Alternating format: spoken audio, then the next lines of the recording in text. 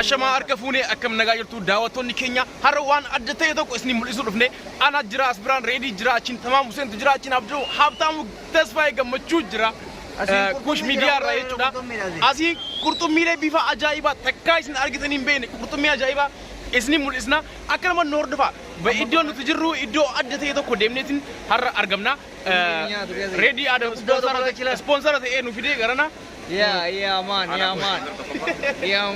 I'm the sponsor, first sponsor.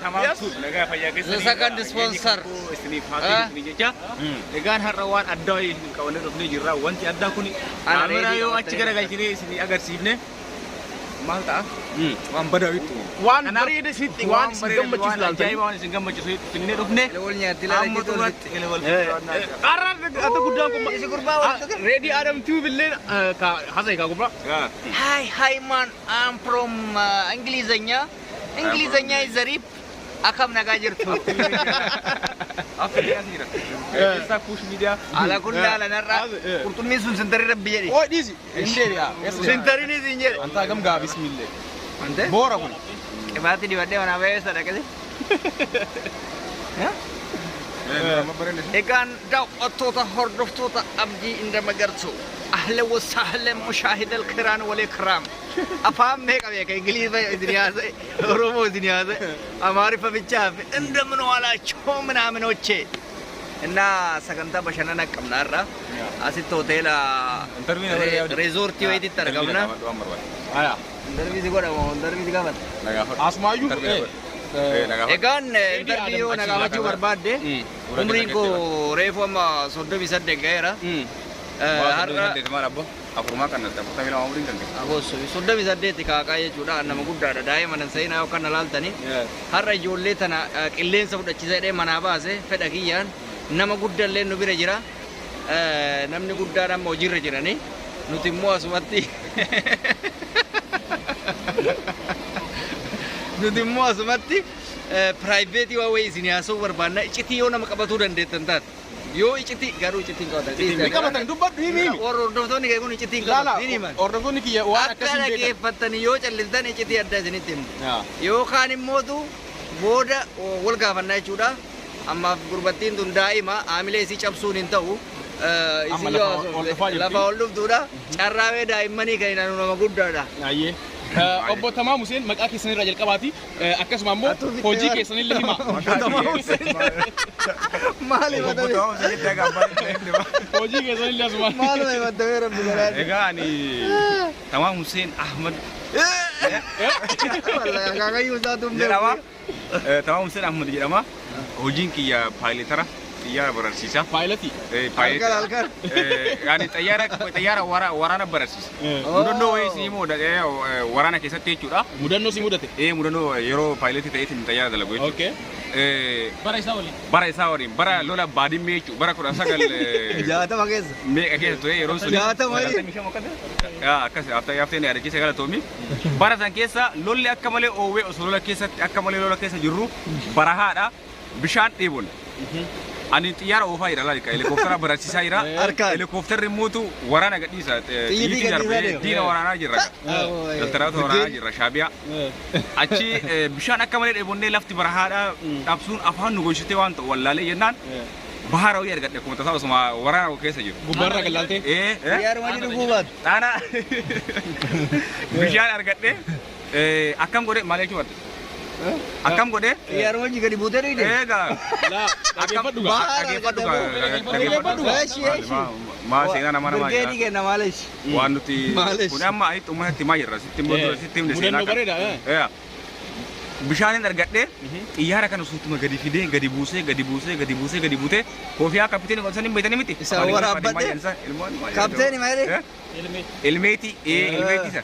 Kapiteeni waan koofiyaa bararsiisan xiyyaara qolsan. Itti waraabadhe jedhee. Xiyyaara kana harka bitaatiin qabata harka mirgaatiin gaduma jedhee waraabadhe shala. Harka bitaatiin mirga xiyyaara oofaa. Harka bitaatiin xiyyaara oofaa harka mirgaatiin nama bishaan dhugee jechuudha aniin kun. Dhugaa nama seenaa guddaa qabatu. Har'a baqattummaan anaa wasii har'a baqattummaan gurbattii kana wajjin saffaata kana dhaabde Loltuu lafa hojii.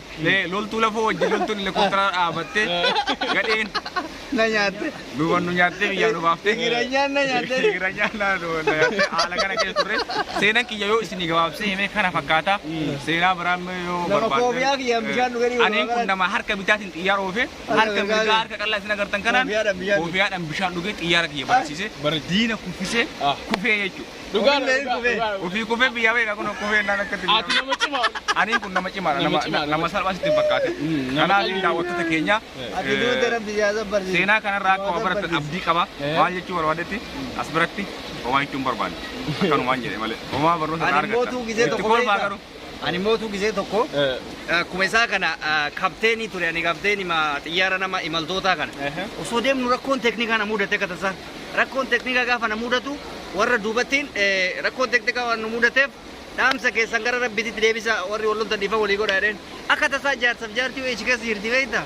Osoma deemnu jaarsa jaartiidhaan aboo bakka guyyaa dhumaa geenneerra wanna ati hin beekne gurbaan saahiba keetii sun daa'ima amma qabnu kuni kan isaati dhiifa manarraa godhi waan duunuuf jeen way bareedduu tiyya jaartii jedhaan jaartillee way bareedduu tiyyaatu dhiifama bar hiriyoota teessa dhuftu san hundaa guyyaa hundaa walii wal qunnamee jira jedheen osoma amma kana jedhanii walii dhiisanii ol lungatanii oli bo'an kapteenichi ani jechuudha xiyyaarri nagaa ta'utti xiyyaarri nagaa ta'ee jira bakka gammadda yoo jedhuun jarri lamaan deebitee wal loltee iccitii walii wal harkaa baaftee jechuudha kunillee daa'imti kan isaatiin itti kiyya jedhee ka guddis isillee immoo gwaddinyaa isii muluu jedhaa shaka xiyyaarri kufeen kufne xiyyaarra daadamee jira jarri wal haftee jirti akkasitti shufrinnaa san achirraa tidaarii dhiisanii jennaan hin dhiise shufrinnaa san bakka hin aaree carraa biraa argattu. Egaa gaafii Tamaam Huseeniif daballeetiin Tamaam Huseen akkuma beeknu ijoollee sadii qabda. Alhamdulillah kenna rabbi.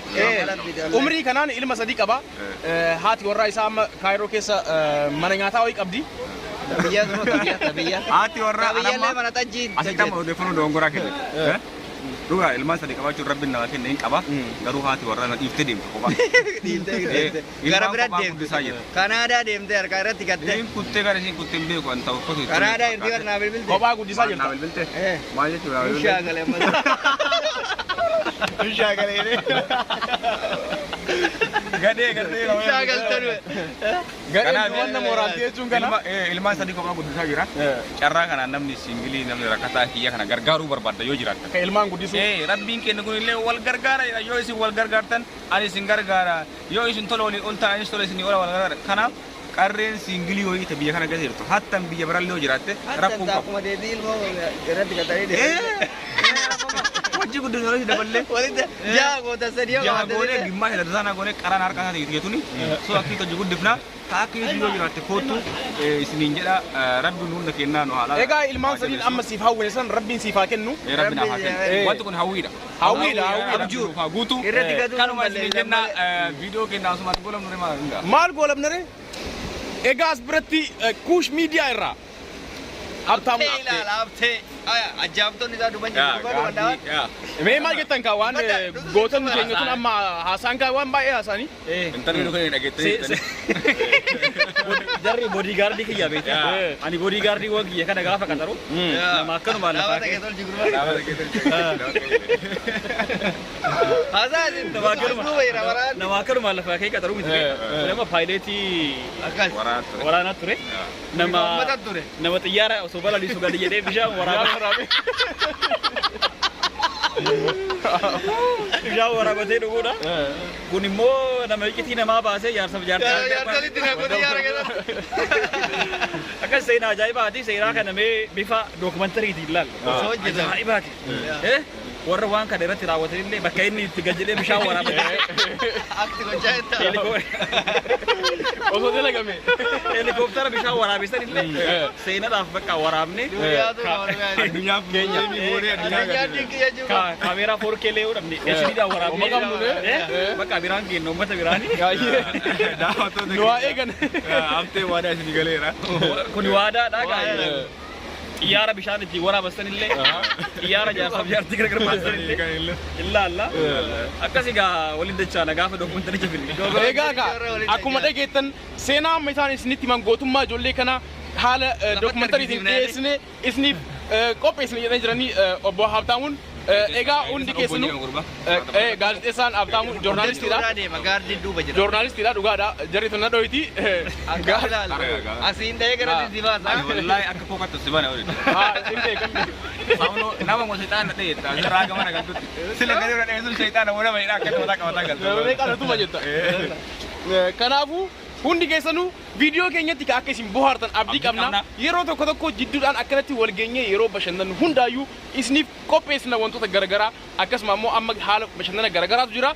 Viidiyoon itti fufaa jechuudha. Kana boodas amma waan isin daawwachiisuuf waadaa isiniif galle isin daawwachiisna. Qurxummiilee garaagaraa bishaan tokko keessatti qurxummiilee ajaa'ibaa jira. Yoo akkasni mul'atu ta'e carraa keessanii asumaan laaltan. Akkasiimi walumaan laalla. Galaana kanarraa waraabbatee. Kanarraa waraabbatee. Kanarraa waraabbatanii mee qoy jira asii wanti sun oh akkuma argitan kunoo mul'atu dukkana. Oh my god. Qurxummiilee ajaa'ibaatu jira ture as keessa garuu nitti dukkanaa'ee akkasinitti mul'anne mee eeywa oh kunniin ka normaaliidha. Qurxummiin gurdaan sun bifa garagaraa qabu jira kan nama nyaatu jira. Shaarkii jira as keessa. Shark. Oh. Isni mul'ata na fakkaata. Egaa ka waan nu daawwattaniif hundi keessanuu galatooma. Viidiyoon keenya kanarraa akkana fakkaata. Iddoon nuti jirru iddoo bareedaadha. Isniin geenna. Hundi keessanuu galatooma. Subscribe godhaa, share godhaa, like godhaa. Galatooma. Bye bye.